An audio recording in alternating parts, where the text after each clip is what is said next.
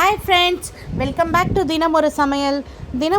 இன்றைக்கி நம்ம என்ன பார்க்க போகிறோன்னா சங்கரா ஃபிஷ் அண்ட் கவலை ஃபிஷ் மீன் குழம்பு தாங்க. வாங்க பார்க்கலாம். நான் அதுக்கு 150 ருபீஸ்க்கு ஃபிஷ் வாங்கியிருக்கேன். அதாவது ஒரு 250 கிராமுக்கும் எக்ஸ்ட்ரா இருக்கும். இதை வாஷ் பண்ணி நான் இன்றைக்கி 4 தக்காளி, 4 வெங்காயம், 4 பச்சை மிளகாய், ஒரு மீடியம் சைஸ் மாங்காய் எடுத்துருக்கேங்க. கூடவே ஒரு பவுலில் புளியை ஒரு பெரிய லெமன் சைஸ் அளவுக்கு தண்ணி விட்டு ஊற வச்சுருக்கேன். இப்போ நான் தக்காளி வெங்காயம்லாம் கட் பண்ணிட்டேன். இந்த குழம்பை தாளிக்கிறதுக்கு கடுகு, வெந்தயம், சீரகம், எண்ணெய் எடுத்துருக்கேங்க. இந்த குழம்புக்கு தேவையான குழம்புத்தூள், மிளகாய்த்தூள், மஞ்சத்தூள், உப்பு, பூண்டு, கருவேப்பிலை எடுத்துருக்கேன்.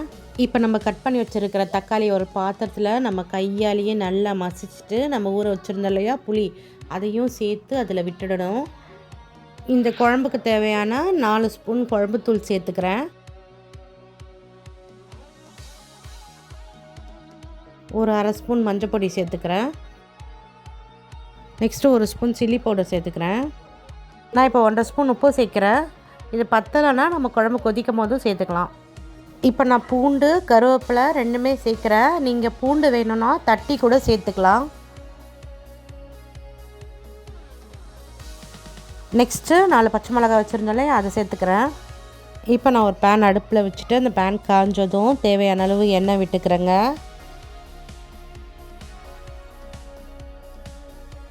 எண்ணெய் காஞ்சதும் தாளிக்க கடுகு சேர்த்துக்கிறேன். நெக்ஸ்ட்டு ஒரு அரை ஸ்பூன் வெந்தயம் சேர்த்துக்கிறேங்க.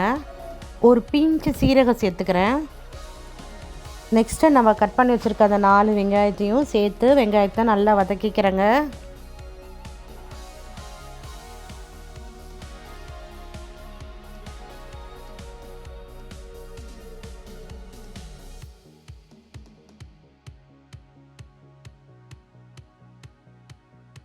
இப்போ பார்த்திங்கன்னா வெங்காயம் நல்லா ப்ரௌனாக வதக்கிட்டுச்சு. நம்ம கரைச்சி வச்சுருந்த புளி கரைசலை அதில் சேர்த்துடலாம்.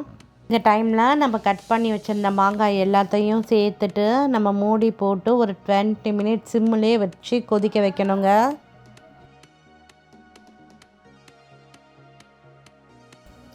இப்போ நம்ம 20 மினிட்ஸ்க்கு அப்புறம் ஓப்பன் பண்ணி பார்த்தா நல்லா கொதிச்சிடுச்சுங்க.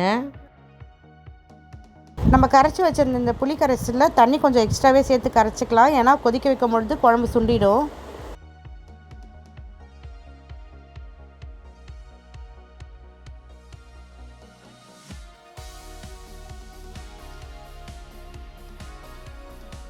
இப்போ நம்ம வச்சுருந்த கவலை ஃபிஷ்ஷையும் சங்கரா ஃபிஷ்ஷையும் குழம்புல சேர்த்துட்டு கூடவே கொத்தமல்லியும் சேர்த்துட்டு ஒரு 5 மினிட்ஸ் கொதிக்க வச்சுட்டு கேஸ் ஆஃப் பண்ணிடலாம். இப்போ நம்மளோட சிம்பிள் அண்ட் டேஸ்டியான சங்கரா ஃபிஷ் குழம்பு ரெடிங்க. இதே போல் ரெசிபி உங்களுக்கு வேணும்னா மறக்காமல் தினம் ஒரு சமையல் யூடியூப் சேனலை லைக் பண்ணுங்கள், ஷேர் பண்ணுங்கள், கமெண்ட் பண்ணுங்கள், சப்ஸ்கிரைப் பண்ணுங்கள். தேங்க்யூ.